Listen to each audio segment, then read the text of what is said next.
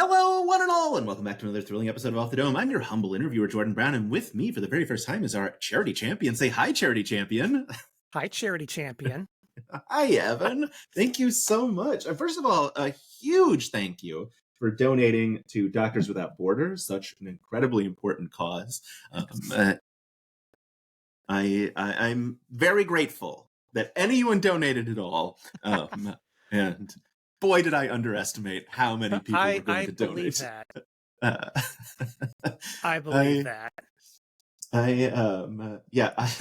When Ryan Run DMG approached me for this, I was like, yeah, I would love to, and I set up the interviews things, and I was like, boy, I hope I get at least one. I think right now I have 12 hours of interviews to conduct. So, and it's January 11th. There are 29 more days for the charity thing going. So, anyway, thank you so much. So kind of you. Yes, I drove. Boy, I went down the wrong way. But thank you for giving your time. That's it. I'm in the position right now where I don't have enough time, but I have enough money that, yeah. So thank you for your contribution. I don't want to underestimate that. I don't know how to take compliments, so I'm just going to move on past it. You and me both. How did one of the things that I like to talk to the super fans about, how did you get into Dropout at large? What was your path there? I find it fascinating because it's such different things for everyone. Totally fair. So during the pandemic, we watched a lot of them actually on YouTube. I think we might have looked up a couple of and I'm actually in breaking news, just going through those whole channels. And we also, basically as the pandemic started, we started, my wife really, started Critical Role Campaign 2. And we caught up in time to watch the finale, not live because Eastern time, Pacific time, and it was a school night. But catching up with Critical Role ever is impressive. Yeah, I mean we're way behind on Campaign 3, at this point, but we caught up with Campaign 2, and then which then kicked off the summer of Abria, guest stint at Critical Role and Dimension 20. And it was, and my wife's like, I'm thinking of subscribing to Dropout, the Misfits and Magic. And I'm like, yeah, sure, let's check it out. And then it's all downhill from there. Yeah. Once you give them your first $5, you can't stop giving them $5. Oh man, that summer was wild. I remember, I had made a joke on Twitter, because this was so long ago that I was on Twitter still. And Twitter I was still existed. It wasn't X. I made some joke about how I think she was announced for Critical Role first. And it was the next week they announced her for Dimension 20. And so I made a joke where I was like, Abria on Dimension 20 when? And then I very proudly was like, I'm the Elven Oracle. It was nice. Days later that the announcement came. Nice. That's really fun. Man, catching up to Critical Role ever is so impressive. I've finished Campaign 1. I've listened to, I think I'm 120 episodes into Campaign 2. And it's not that I don't enjoy it. It's that I have a 2-year-old and I'm tired. We skip Campaign 1 basically. Yeah. And now I'm almost not watching it because it's now I want to be surprised by the animated series. Right. Yeah. But seeing all the clips and stuff of okay, well, I wonder how this is going to happen. That's going to wreck me when that happens. Okay. Yeah. But yeah. yeah. Yeah, I mean, I guess so. Obviously, like, actually, breaking news. Your original favorite shows, are those still like your top tier Dropout content, or have you moved into the Dimension 20 Game Changer, Make Some Noise fandoms? I think Game Changer might be number one. Just the Yeah, sheer variety of it. With I mean, like for my ADD, that's just okay. Something new, something new, and the delivery of I mean, just the sheer delivery of Escape the Break Room or Escape the Green Room. Just yes, yeah. uh, but yeah, it's I'm always like, okay, so what's the game this time? And then of course I have the coffee mug of the yes or no rant. So Very good. um, yeah, Yeah, I the when we're recording this, the Teenage Rebellion music video came out yesterday, and Junior Year obviously also came out yesterday. And while I was watching the Teenage Rebellion music video, I was like, "Is that the parking lot where they had to drive the little remote control car around?" And I mean, it's impossible to tell, but yeah, like in my brain, I was like, "It could be where the like." You will be remembered was screamed at a oh camera yeah, person. oh Oh, yeah. it's. I think it is also my favorite episode. It's one of those like that, and yes, and like I love how it goes. Like there's the episodes that you should start with that are different from the episodes that are most memorable, because they're the most memorable because you already know you have a feeling that you know the people and you've known the people from other shows, which also that's one thing I love about Dropout is just like, okay, person's here, person, like it's like a group of friends making a bunch of TV, which is just great. Yeah, So, yeah. And I mean, I can say, having interviewed quite a few Dropout folks at this point, that is also the vibe I get from all of them. And when I was talking to Vic, they mentioned, with very important people that, it was like their like close dear friends in improv that were coming in, so it was very much a like labor of love, not only labor of love but like also like very much a zone of trust in terms of like what the improv yes. was going to be, which I think really helps. And then periodically, I'm going to assume you've seen this week's breaking news, the third Yes. true facts about Grant Anthony O'Brien. Yes. Periodically, they're just like, "Hey, what if we made you cry for a bit?" And it's like, what are we doing here? Just the weight, the arc of that episode from Grant's first. Yep, yep. Oh, and that actually hit buttons on the keyboard. That was. I'm You're back. all good. Yeah, that was that. Yeah, that, and obviously, is it called "Make Me Cry" or "Don't Cry"? Yeah, Don't cry. yeah, but the game changer episode. Yes. Yeah, there are some real heartstrings that they pull at as well, which I think also only really works in a like very close community of friends Yeah. that like you've built that trust. Um, yeah, oh man, there's so much that I love about it, and I spend so much time talking about it, as you're aware. Yeah, and you said like you watched Critical Role, Dimension 20. What are some of your favorite D20 seasons then? So haven't seen that many all the way through. I want to finish Mentopolis. Mhm. A, I love the concept. B, Hank Green. Uh, and then everyone else. Um, but let's see. So I've seen Misfits, Court of Fey and Flowers, Never After, um, maybe a couple others, but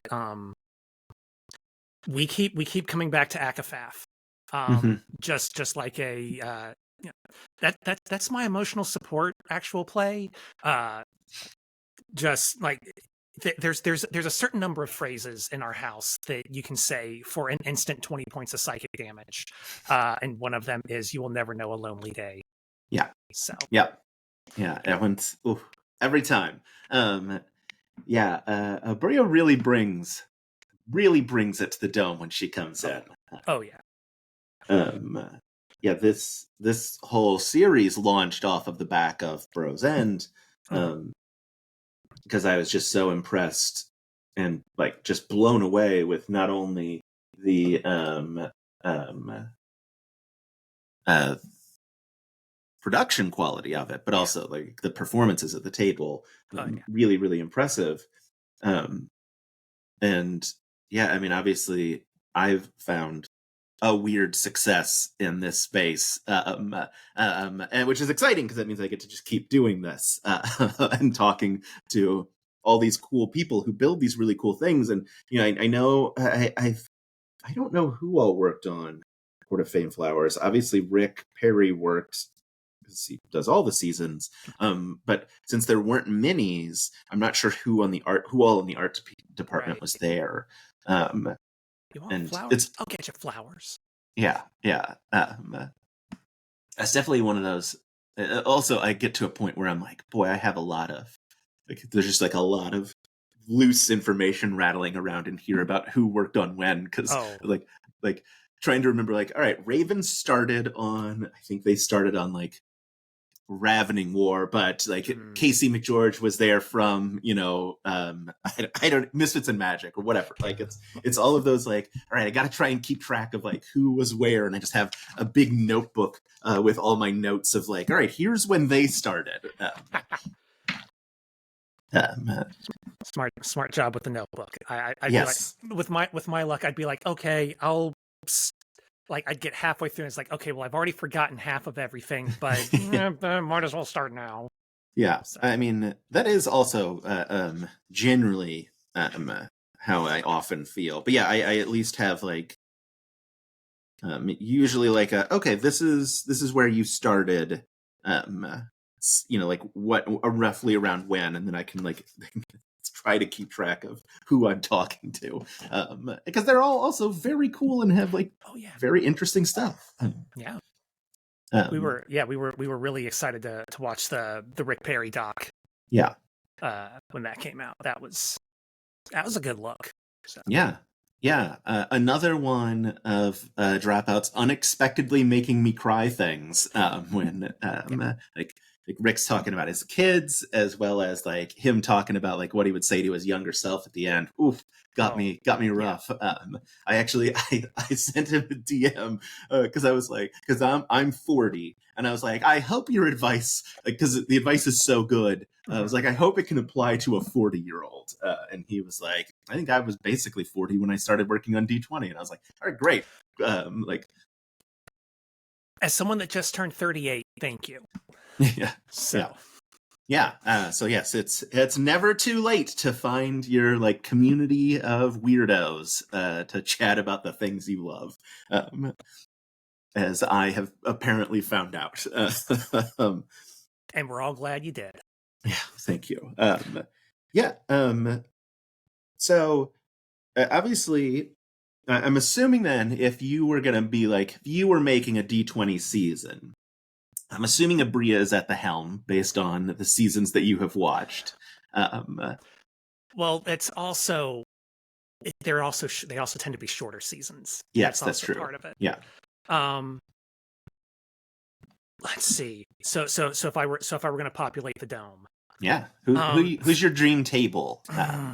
See, that's a thing. That's a thing, because I like Abria as a DM. I like her as a player. I like Brennan as a DM. I like Brennan as a player. I've heard good things about Lou. Haven't seen any of his stuff. Oh man, we were like, this is one of those hypotheticals that we talk about at home. Just okay, Dream D20 season, go. And I'm like, yeah. Oh, but like I wanted to see like I wanted to get like a chaos crew together. Mm-hmm. Yeah. So, yeah, like some of the stuff that Abria and Brennan did for Roll20, for example. Just okay, our goal is to get to map 2. Can we do it? We don't know. Okay, yeah, we'll put Abria in the DMC. Brennan, Erica,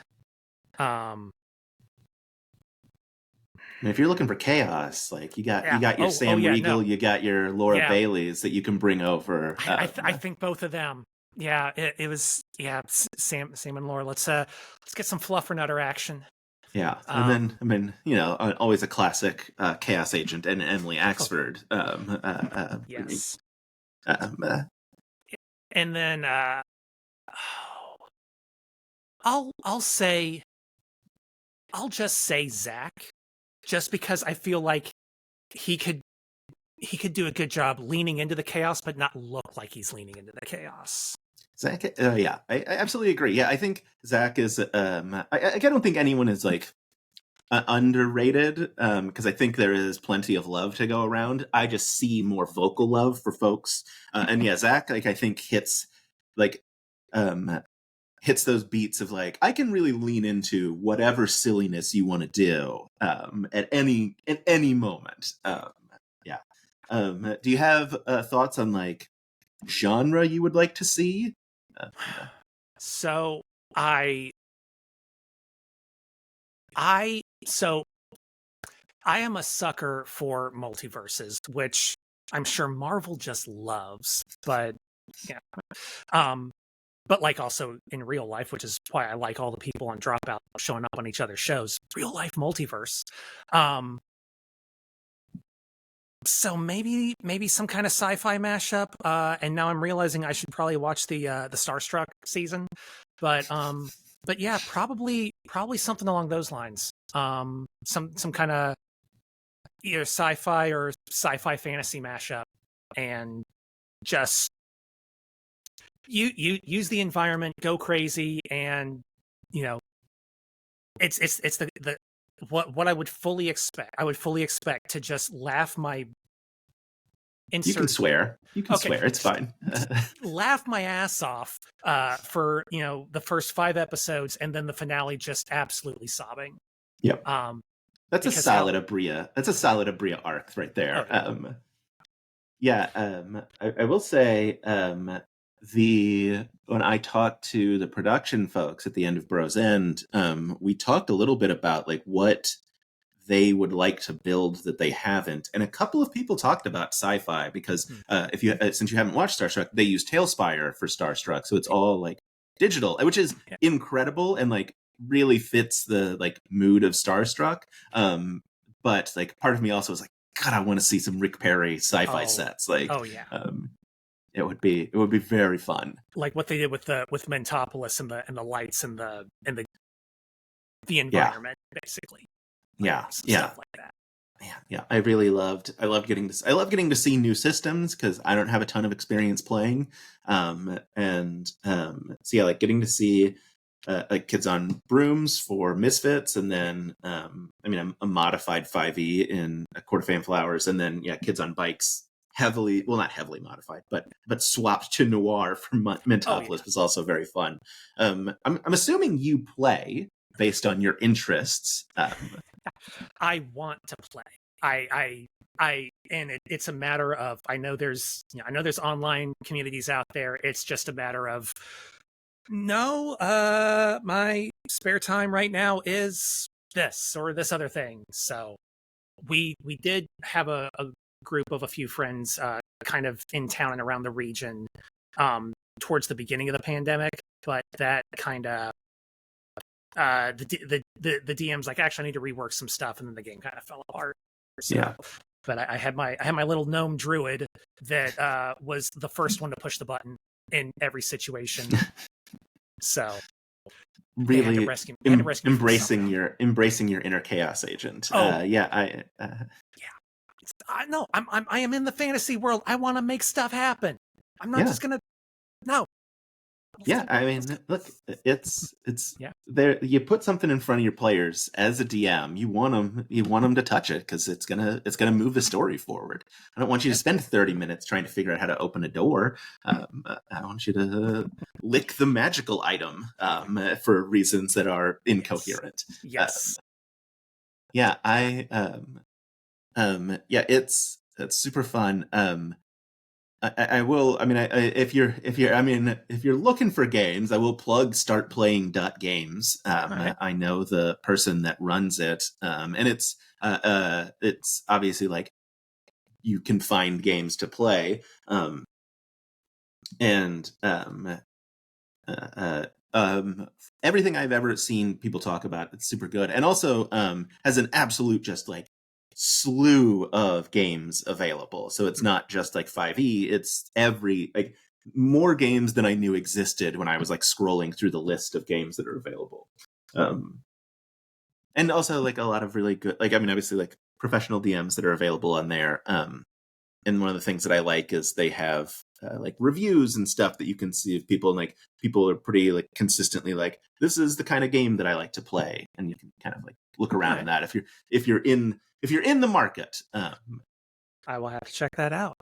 Um, yeah, I like I play in I play in it, well I'm playing I guess really one game consistently, and that one we play online, and you know like systems like I don't know Riverside would be the right way to do it, but you know like a Zoom call basically. Right. We've actually transitioned to Teams, which is wild Mm. energy to just be like this is our professional business Dungeons and Dragons.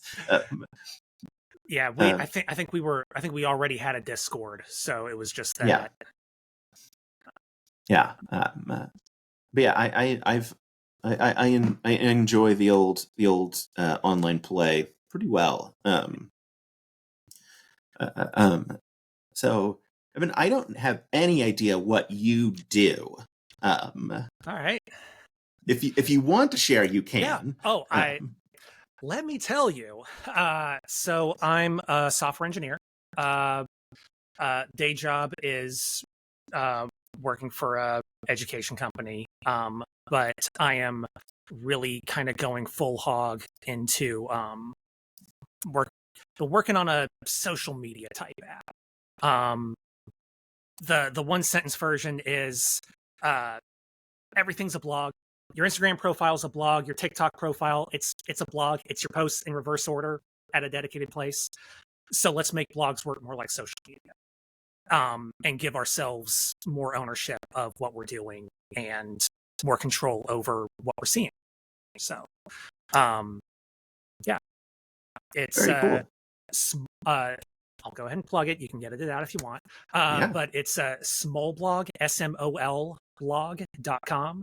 Uh, um, and it's open source. If anyone else out there is like PHP inclined, I could really use the help. Thanks. Yeah. Yeah. I am not, so I cannot help you.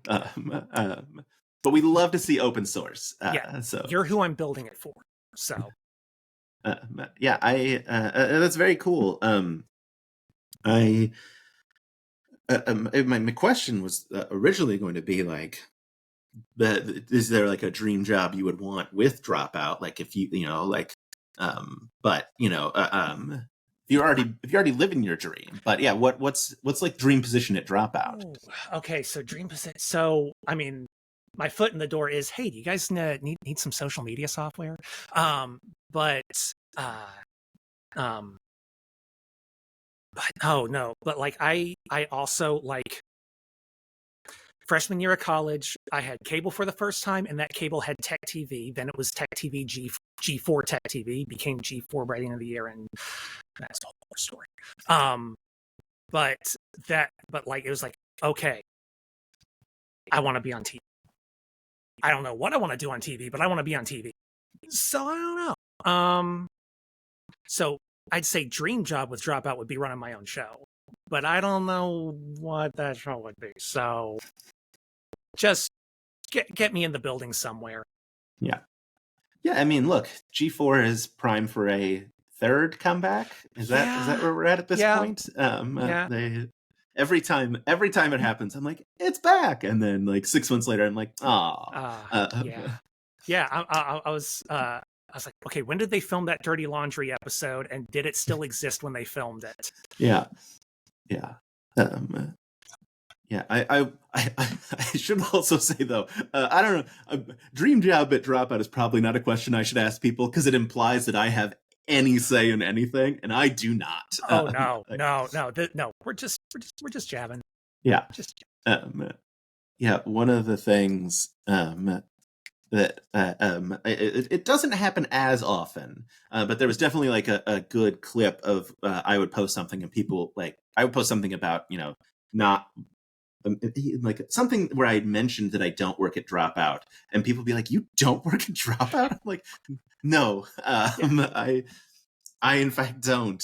They have never paid me any money to do any of this." Technically, I make money off of TikTok. It's not very much, but yeah.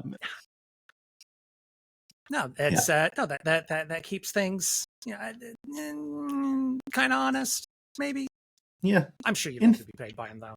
I mean, I would be fine with it. Yeah, I in my interview with Vic, they were like something about that I needed to get a show because I had asked Vic, I was like, "How am I doing as an interviewer?" Since like they're doing very important people, and they were like, "You're a great interviewer. You should have your own show." And I was like, "Look, Sam knows where to find me. I'm available."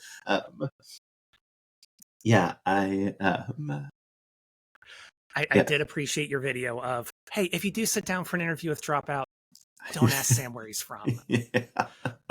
What I keep telling myself is if I get the opportunity to pitch Dropout on my thing, it's hey, I want to get off, reduce my dependency on tech companies and take more control over my own content and not be reliant on other algorithms.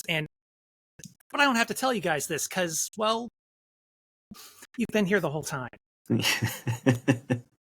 That's at least a solid reference that isn't like a thing, like because where are you from, Sam, is so obnoxiously pervasive. It just gets auto deleted in the Ask Sam channel on Discord. Like, it's, oh wow, wow. It's and when I posted that video, that video really blew up, and I was really surprised. And then a ton of comments where people were like, "Sounds like you're speaking from experience." Like, I've never spoken to Sam, and I would never ask him that question. Like, it's a bit that kind of ran its course when it was made. So yeah, like it's. And like every once in a while, you'll see a new version of it or whatever land, and it will hit like really well. But man, like I think I even in that video I said like, best case scenario, you're the first person that's done it, and he gets a mild chuckle out of it, and that's not like what you want in an interview. Especially if you're applying at a comedy company, where you're like, I should show that like I'm funny. I think that's what would intimidate me the most about trying to interview with Dropout or someplace like it is like, okay, just be yourself. Don't try to be funny. You are funny. You're funny enough on your own. Don't try. Yeah. Don't have like pre-written jokes that you're like, okay, when we get to this segment, I'm gonna like drop my good one-liner that I've been working on. Yeah, no, you'll have a chance. They'll see you. You want to get in the door and then let them find out just how cringe you are. Yeah, cringe. Yeah, I say cringe. Cringe is dead. Cringe is dead. Don't. Yes, it's 2024. Cringe is dead. Yeah, I talked to it's somewhat reminds me. I talked to Andrew Rosas, who's from Rooster Teeth, and wrote for Make Some Noise. And one of the prompts that he wrote was a 1-star review of The Sun that Lou Wilson did this past season. And we were talking about how in the comments, just person after person after person was like, a 1-star review of 1 star. And Andrew was like, do you think Lou Wilson didn't think of that joke? He's a professional comedian. Like, he saw it and he immediately moved past it. But like, it was just like hit after hit after hit of someone being like, here's the joke that he missed. It's like, he didn't miss it. He just didn't take the easiest joke. He went for something sillier. That is often how I feel. That comedy in interviews lands is like, you went for the obvious thing that's not particularly funny. But Well, Evan, this has been absolutely delightful. Absolutely. So small smol blog.com. Com. Did I? Yes. .com. Great. Yes. People can find that there. If they want to Yes. find you on the social media that you do use, where can they find you at? Pretty much everything goes through oddevan.com. So Cool. not even Evan, Odd Evan. Odd Evan. Even I Evan like lived it. across the hall. He was proportional, walked good, and I'm odd. That's So fair. yeah. Most networks I'm also Odd Evan, except for TikTok. I think I'm Mad Crasher on TikTok. But it's all there. So Cool. Awesome. Yeah. Well, thank you so much, Evan. Thank you again for donating to Doctors Without Borders. This was delightful. I'm going to hit stop recording because I don't know how to end an interview yet.